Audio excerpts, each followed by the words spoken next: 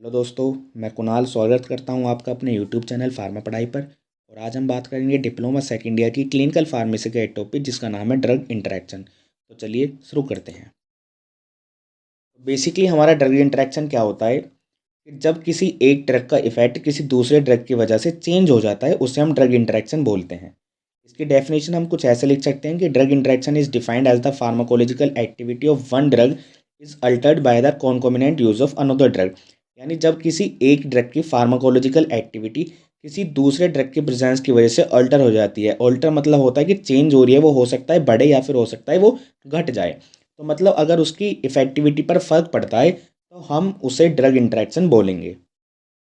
The drug whose activity is affected, जिस drug की activity पर अफेक्ट पड़ा है उसे हम ऑब्जेक्ट ड्रग बोलते हैं। और जिस ड्रग की वजह से ये पूरा इंटरेक्शन प्रेसिपिटेट हो रहा है उसे हम प्रेसिपिटेंट बोलेंगे। आगे बढ़ते हैं, अब एक एग्जांपल के साथ समझेंगे कि मान लीजिए कि हमने कोई ए नाम का ड्रग लिया अपनी बॉडी के अंदर और हमारी बॉडी में पहले से कोई बी नाम का दूसरा ड्रग मौजूद है और फूड भी मौजूद है। तो हमारी बॉडी के अंदर जब बी ड्रग मिलेगा और फूड मिलेगा तो वो ए ड्रग के साथ इंटरेक्शन करेगा।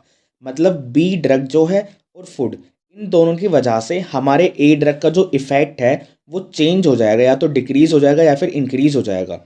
इसी को हम बोलते हैं ड्रग इंटरेक्शन। आगे बढ़ें, the net effect of the drug interaction. अगर ड्रग इंटरेक्शन हो रहा है तो उससे क्या इफेक्ट पड़ता है। जनरली क्वांटिटेटिव होता है, जो इसका इफेक्ट है या तो वो बढ़ जाता है या फिर उसका इफेक्ट कम हो जाता है।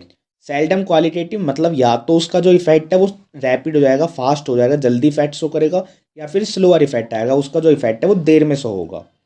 प्रेसिपिटेशन ऑफ न्यूअर और इंक्रीज्ड एडवर्स इफेक्ट, जो भी हमारी ड्रग का एडवर्स इफेक्ट है या तो वो बढ़ सकता है या फिर कोई नया एडवर्स इफेक्ट शो हो सकता है वहाँ पर। टाइप्स ऑफ ड्रग इंटरेक्शन, जो हमारा ड्रग इंटरेक्शन है वो कितने टाइप से हो सकता है। तो बेसिकली सबसे पहले आ जाए ड्रग ओवर द काउंटर। ये हमारा डीडीआई की तरह होता है जिसमें हम दो ड्रग को एक टाइम पे ले लेते हैं, तो उसकी वजह से जो ड्रग इंटरेक्शन आ रहा है उसे हम ड्रग ओवर द काउंटर बोल सकते हैं।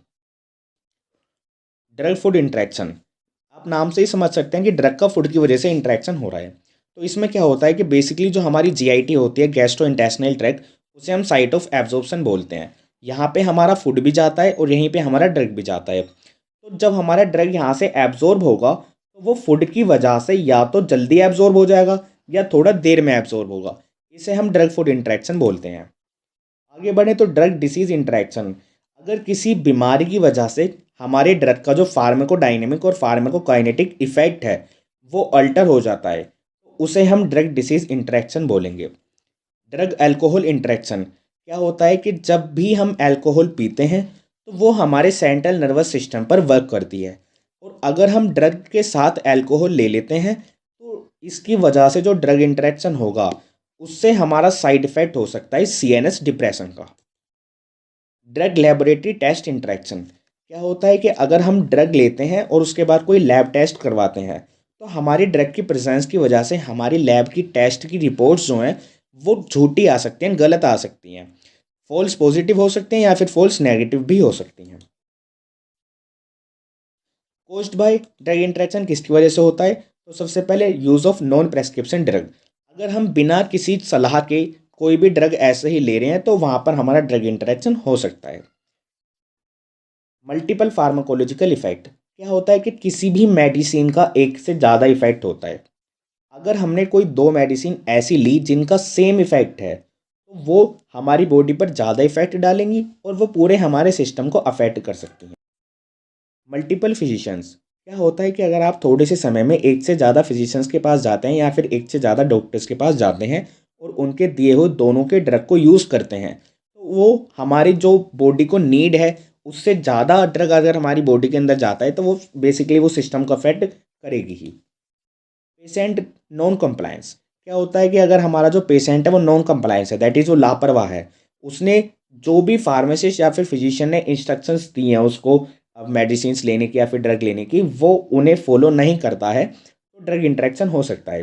जैसे अगर हमारे फार्मासिस्ट ने बोला कि आपको मेडिसिन दूध के साथ लेनी है या फिर खाना खाने से पहले लेनी है, वो ऐसा कुछ फॉलो नहीं करता तो वहाँ पर भी ड्रग इंटरेक्शन हो सकता है।